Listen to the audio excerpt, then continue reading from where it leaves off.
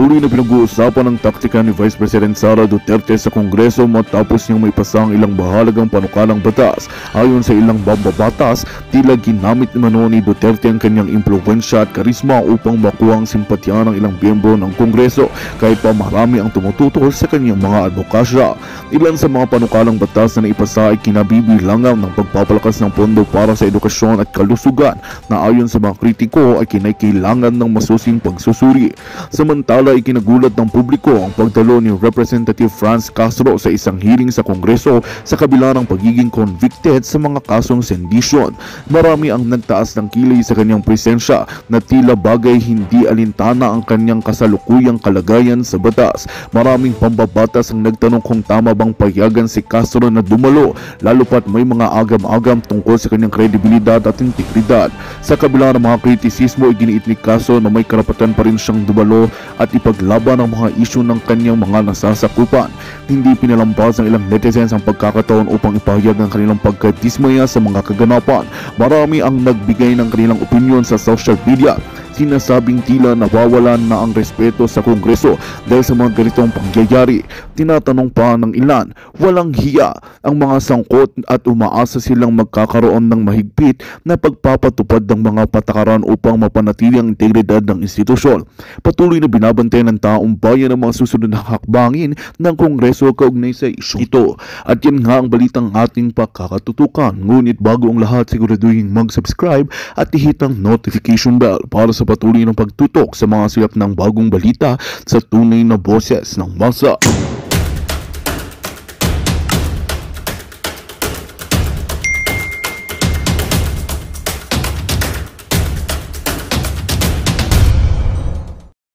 Interpolate would be from the minority. We have our Deputy Minority Leader, Franz Castro. Thank you, Madam Chair. Thank you, Madam Chair.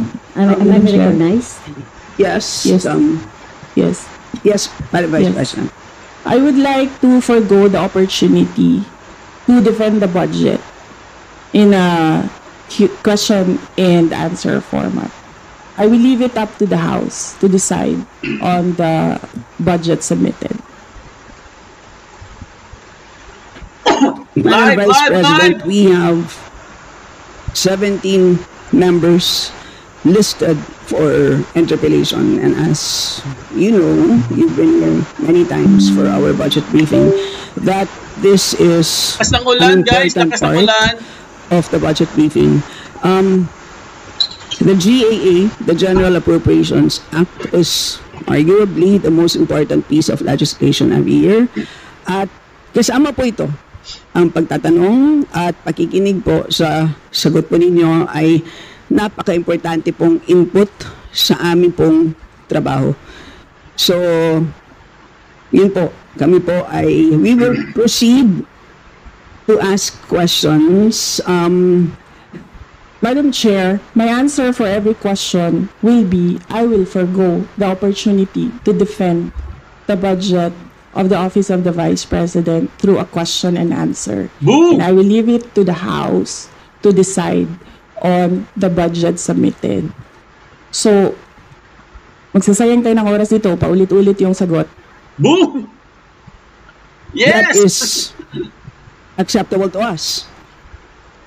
Unless I hear any objection, that is acceptable to us. Okay. Because it is, I believe, karapatan din po ng bawat Pilipino na marinig po nila ang katanungan po ng 17 po na nakalista sa ngayon. Palagay ko, kung meron pong dadating dito, baka dumagdag po. Pero marami pong issues na hinaharap po tayo ngayon. Kayo po mismo, nakikinig po kami sa inyong speech po kanina, kahit na hindi po siya related po sa ating budget. Marami pong na-spark na mga tanong, kaya palagay ko, kaya nga sinabi ko kanina, ilimit natin ang mga tanong tungkol sa budget. So, yun po. So, kung kayo po ay binigyan po namin ng pagkakataon na i-share po ang insights, kami rin po ay magsasabi din po ng aming mga katanungan. So, with that, the Deputy Minority Leader, Madam Franz Chair, Castro, may now proceed. With all due respect, I will not Madam Chair. repeat my question every time, my answer every time there is a question. And may I seek permission that every time there is a question, that is my answer. Madam Chair, I will call you and you can do as you please, Madam Chair. But I will recognize you. Okay. Pasensya na kayo kasi may Madam ubo tayo Chair, guys ha. May May I sakit be tayo. given the opportunity to explain why I will not and I will forgo the opportunity to defend the budget in a question and answer in the committee and leave it to the House of Representatives to decide on the budget submitted. Madam Chair, Madam point of Chair. order. Kasi po tapos na ang presentation time kanina. So that was the opportunity for the resource person para magsalita. So now we have formally entered the interpellation period. So mas mainam po na pakinggan na ng Vice Presidente ang tanong na ating mga House members. Tama po. So, the Chair agrees with the Honorable Chair, Manuel. Excuse me, We will proceed with the question and excuse me, Madam Chair. Wait for order. please wait to be recognized, sir. So, we will proceed That's my at this point of point. order, Madam Chair. And what Si is Jimbo, your hindi niya point alam of order? gagawin May niya. we know the rule on which your point of order is based? The Honorable Bautista, may we know the rule on which your point of order is based? Because the Vice President already manifested that Kindly, sir, present the rule so we can rule accordingly. What is the rule on which your point of order? What is the point of order first and the rule? On which this is what's the based? point of order also of Congressman Raul? Criminal. If you will question Yes. me, my point of order, you have to also to question the point of order of Congressman Raul.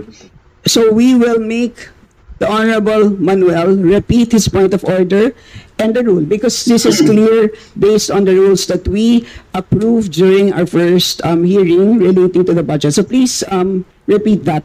Oo nga, convicted pero ano Madam Chair, ang point of order natin ay bata yun sa paano ang rules of procedure natin sa Committee on Appropriations na after mag-present ng ating mga Sira resource ulo, persons, sira they are ulo. given time, kung may slide sila, may video sila, may speech sila, nasa kanila po yun. And after that, ay magpo-proceed sa questions ng ating mga mambabatas. So yun po yung established rules natin sa Committee on Appropriations na supposedly ay alam din ng lahat ng mga members natin. So kung iniiba natin yung format, yan ay pagbabali dun sa established rules ng committee, Madam Chair.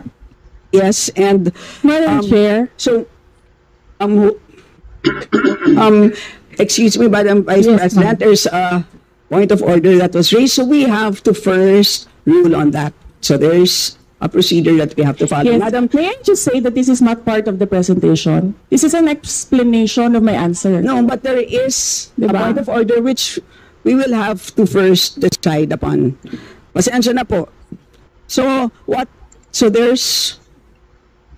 So are you objecting to the ruling of the chair, the Honorable Bautista? So we.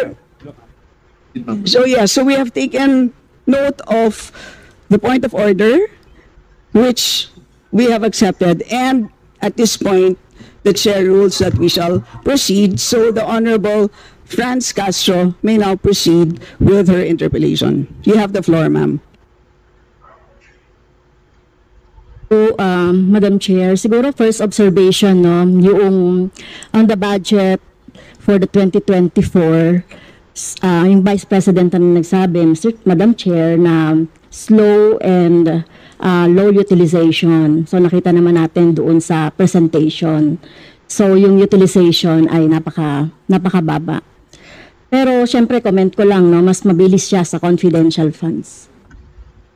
100% in 11 days. Madam Chair, So, Madam Chair, so according to the utilization of the confidential and intelligence funds submitted by the COA to us, no, so we have here surveillance and monitoring. Sabihin ko lang, Madam Chair, no, yung purchase of information out of 125 million.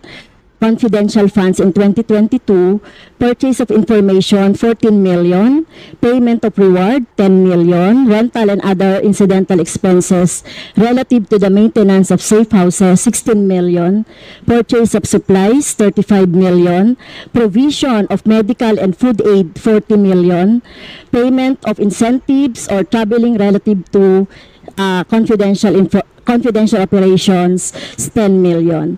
So a total of 125 million conducted surveillance in 132 areas in 11 days. So 100% utilization. Madam Chair, I have also here a report about the notice of disallowance. According to the notice of disallowance, the COA disallowed 73,287,000 out of 125 million confidential funds used by the OVP in 2022. So this is 58.63% of the 125 million. So can you confirm, the Vice President? Madam Vice President. Madam Chair, since you allowed her a snide comment, you will allow me a snide comment as well. So my question is, Madam, can you yes. confirm? Yes. Yeah, okay. Diba? Okay. Yes, Madam Chair. So Before you proceed, may I remind both our guests and our resource You should have reminded her when she said the line, diba? I called your attention, Madam Chair. You did not recognize me. So, ngayon, sasabihin ko na, if you allowed her that, you allowed me a snide comment as well. I don't recall hearing a snide comment, Madam Vice President. Ang snide comment, that's a matter of judgment. So please proceed with Secretariat, your... Madam Chair, ma'am, I would like the with your- Secretariat to repeat the first 3 lines of the comments. point of order, Madam Chair. Point of order, Madam Chair, kasi parang... So let's please proceed with the answer. Point of order, Madam Chair, kasi parang siya yung nagpe-preside eh. Yes, that's why ma'am. Kasi inuutusan mo Madam yung Vice President. secretariat natin sa Committee on Appropriation. Yes. Alam mo So, ano, diba? So, please, yes, okay, thank you, Madam Madam Vice Chair. President, please proceed with the response. There's a question. Please proceed with the response.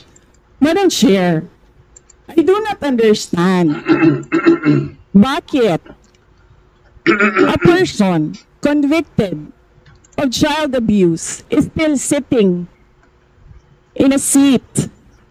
Point of order, Madam Chair, ito yung sinasabi natin na dinadivert ang usapan sa ating budget hearing. Kung nagawa po niya yan sa Senado, Madam Chair, dapat hindi natin yan pahintulutan dito sa Kamara. You allowed her a snide comment and then you will not Thank you allow very much, Susan Please wait Apiles. a snide comment.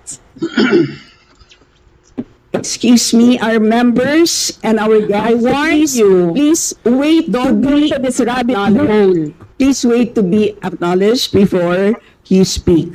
Okay, so at this point, Honorable Manuel. Madam Chair, again, it's another point of order kasi kapag may mga deliberation tayo, we should stick to the topic. Hindi pwede, Madam Chair, na dinadivert natin yung usapan para hindi natin sagutin yung tanong ng mga mambabatas natin. This is actually the best opportunity, formal proceedings, nakikita po ng publiko para malaman anong sagot ng Vice Presidente. So hindi po natin napapayagan ang ganong mga argumento na hindi naman tumutumbok dun sa topic natin. So, Okay, Madam Madam Vice Chair, President, there's I will a make this question. easy So for you. Please make Sige, ma'am. your responses direct to the point. Sige, ma'am.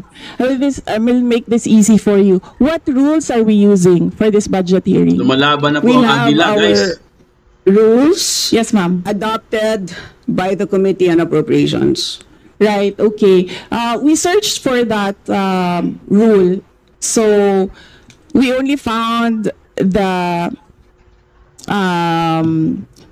general rules. So, we have a copy of the rules for the budget hearings. Well, as far as I'm concerned, mas importante ang rules para sa amin. Kayo po, ang kailangan nyo lang marinig is yung acknowledgement for you to begin to speak. Yun lang po ang pinaka-importante para sa guests. Sa totoo lang po. Yes, ma'am. So ang pinaka-importante, yes, you may proceed. At saka po yung adjournment, yun lang po. Yung termination po, yun ang pinaka-importante lang po.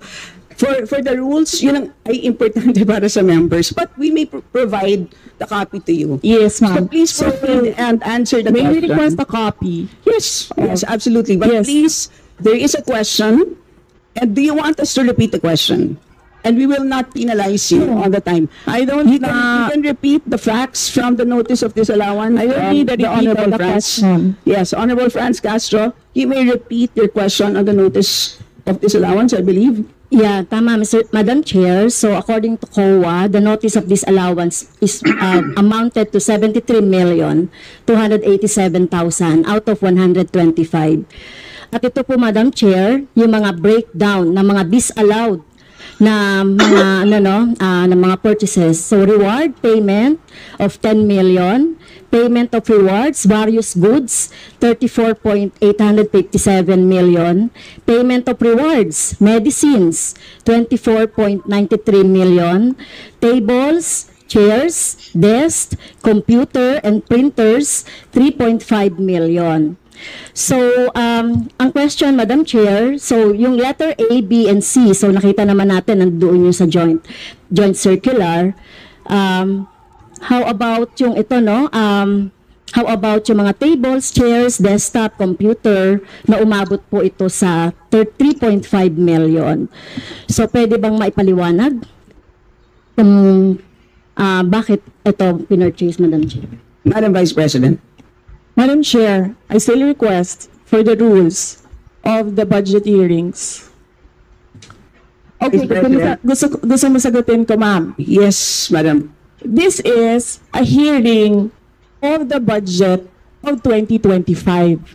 Nasaan dito ang confidential funds? Yung tanong niya, Madam confidential Chair. funds. Nasaan dito? Honorable Madam Chair, Friends, you may ito yung Convicted continuing, yan ano ko pa to, no? Convicted yan, Continuing convicted. questions pa natin noong 2024, during the last budgets.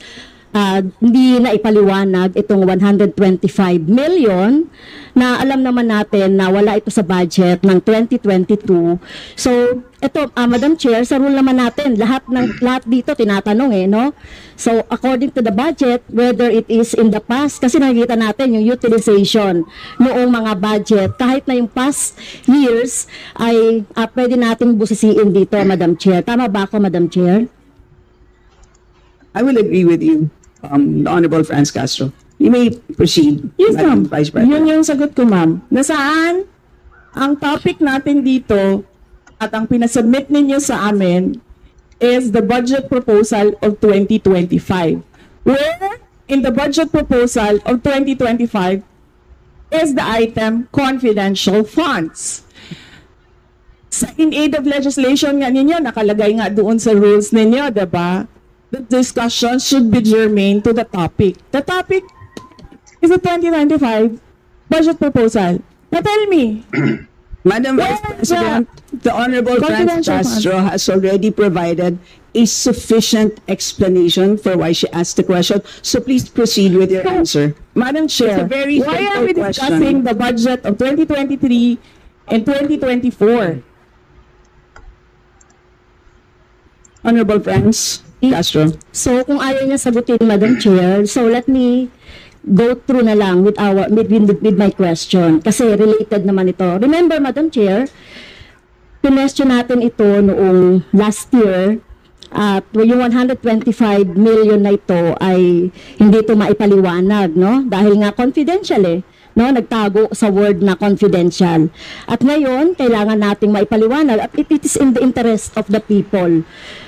Yung 125 million na ito, Madam Chair, kaya kailangan ito na mabusisi at kailangan ito maipaliwanag ng OVP. Kaya hindi tayo pwedeng questionin ng mga rules, questionin ng mga topic, etc. Dahil related din naman talaga ito sa budget, Madam Chair. Madam Chair, Yes, you may proceed. I request that the chairperson of the Finance Committee preside over this hearing. Yan na, nagalit na po si BP Sara, Madam kaibigan. Vice President, with due respect, you have You are not allowed to do that, Madam Vice President. You are not allowed to introduce any motion. You are a research person this Not- hearing, Madam President. I did Vice not move, President. ma'am. I requested. As your research person, I requested So that the your request is chairperson of the denied, committee. Madam Vice President. Just please answer the question. The issue on confidential funds falls squarely within our discussion of your 2025 budget. Narinig mo yung sinabi niya, ma'am? Narinig So mo yung please proceed. nakikinig ka sa kanya kanina? Absolutely. Walang rules dito. Please proceed and answer the question. It's a very simple question. Diba? Please explain the specific spending on those items that she enumerated, amounting to a total of, honorable friends, do you want to amounting repeat to a that? total of 73.287 million. So, dahil may notice of disallowance, so ibig sabihin, Madam Chair, illegal ito at not in accordance with the joint circular by the COA, BBM, and other related agencies. So, kung ito ay dinisallow, so ibig sabihin, illegal yung paggamit nito. Madam Chair, nitong mga items na binanggit ko po, Madam Madam Chair. Chair, you cannot allow a member of the House to just claim that it is illegal.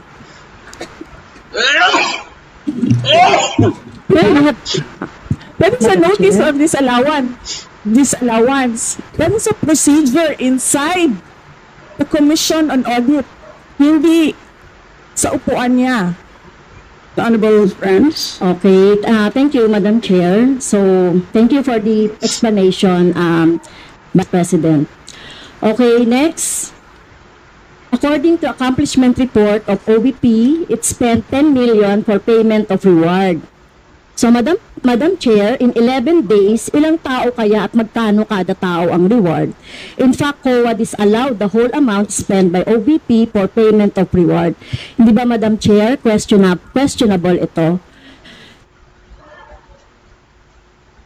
Madam Chair, the invitation letter that we received from the House of Representatives. Dear Vice President Duterte, the House Committee on Appropriations will hold briefings, hearings on the budget proposals of various departments, agencies, and corporations relative to the fiscal year 2025 National Expenditure Program as the basis of the fiscal year 2025 General Appropriations Bill. Nasaan? Sa presentation ko kanina, ang haba. Ang confidential funds. Ay, nagalit na si VP Sara, guys. Honorable Franz Castro. Puro mga tatlong itlog. Yung si Franz, convicted na yan eh. Scripted lahat yan, no? Laban lang, Madam Sara. Request our Susan technical people Aviles. to fix the mic. Elena Calapis, hello!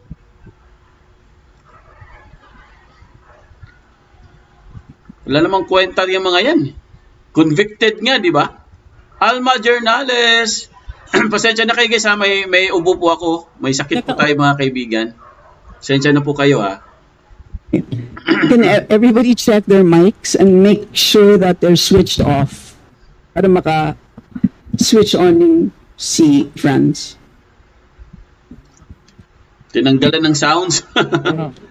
Yung kagwang, tinanggalan ng sounds. Meron na ako. Meron na. Add even nga ito.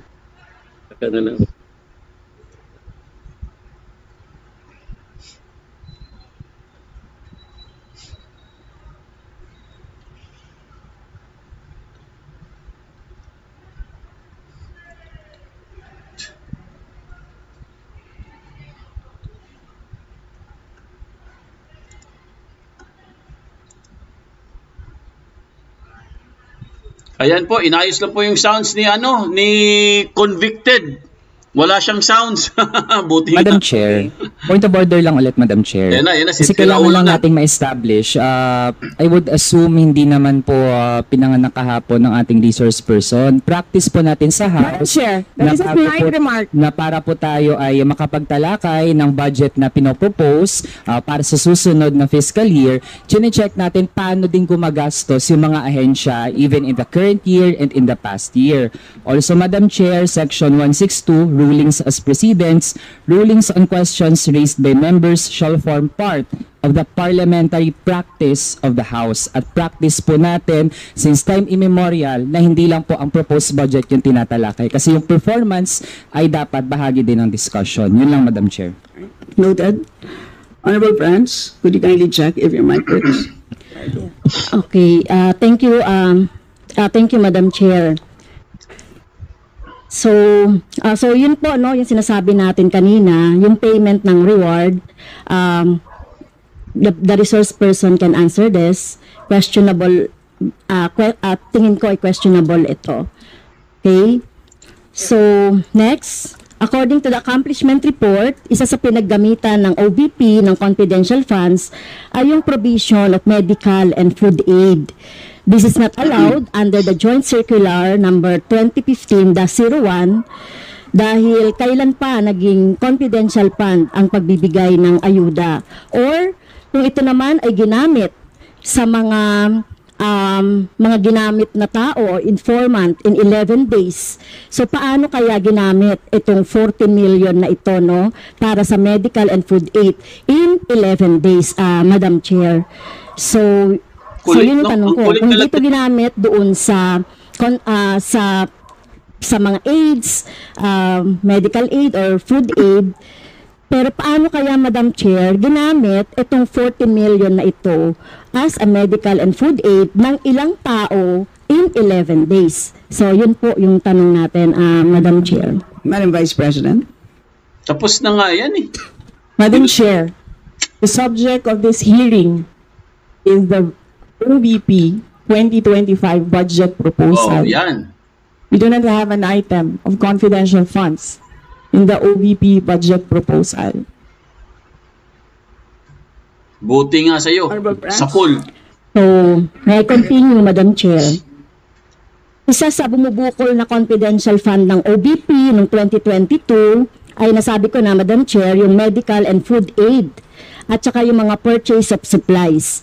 According to the accomplishment report, the OVP spent 40 million now for medical and food aid in 11 days. So, ang ibig sabihin nito, Madam Chair, konting math, pumapatak na 3.64 million kada araw ang gastos, no, para sa food and medical aid. So hindi natin maintindihan, Madam Chair, paano ito ginastos in 11 days, no? 3.64 million kada araw dito sa item na ito. Madam Vice Do you want to President. comment? Madam Vice Oo, President. last year I did pa. not call you, ma'am. Susan Because the Agres, last representative year Arroyo pa. called you. The chair would like to remind both Inulit the lang. resource persons and the members to please wait to be acknowledged before you speak. Yes, ma'am. So, Tinawag you mo mean, ako. yes,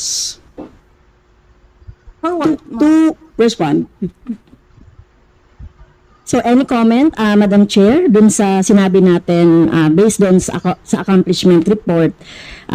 So kung gagamitan natin ng konting math, 3.64 million kada araw ang gastos para sa medical and food for 11 days. For how many people ba ito? Lami kay Bunalan. Madam Chair, the topic and the invitation of the House of Representatives to the Office of the Vice President for this hearing is the 2025 budget proposal. There is no confidential funds in the Elizabeth 2025 Paksikan, budget hello. proposal. For the information of the body, the letter that we sent, our Madam Vice President, reads as follows. In the second paragraph, we noted the following topics to be discussed. Item number 3 is comparative budget allocation and utilization rate from fiscal year 2019 to 2023. That's item number 3. So I can provide you copies of the letter. So clearly, confidential funds spent in 2022 falls squarely within that. So yes, Honorable Francie, may proceed. Yes, Madam Chair. So, mukhang di na tayo sasagutin ng di na ako sasagutin ng ating Vice President. Hindi ka na So, sa bawat sagot kasi na ganyan ng ating Vice President, for the record, since ayaw magpaliwanag ang BP, so ibig sabihin nito, yung paggastos ng 125 million ay na pera ng taong bayan ay hindi maipaliwanag. So, yun lang, Madam Chair. Kaya hinihiling natin sa Vice President o OVP na kailangan na maipaliwanag itong mga sinasabing item dito. Anyway, Madam Chair, sa kanila naman nanggaling yung utilization of confidential and intelligence fund.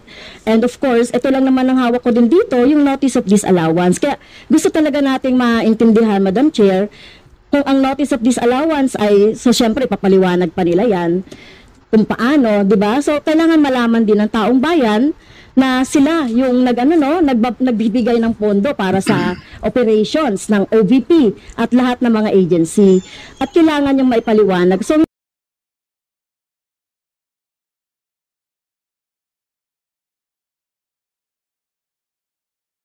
At dito na nga po nagtatapos ang ating video. Hanggang ngayon nga ay tila talamak na talamak pa rin ng mga katiwalian at kabalbalan na ginagawa. Magandang balita ang hatid namin sa inyo ngayong araw. Sa pagtatapos ng aming balitaan, nagbigay kami ng mga mahalagang impormasyon. Maraming salamat sa pagtutok at pagsuporta sa aming programa. Huwag kalimutang manatili sa mga susunod na araw para sa mga bagong balita at mga kwento na dapat nating abangan. Mula sa Boses ng Masa, magandang araw, Pilipinas!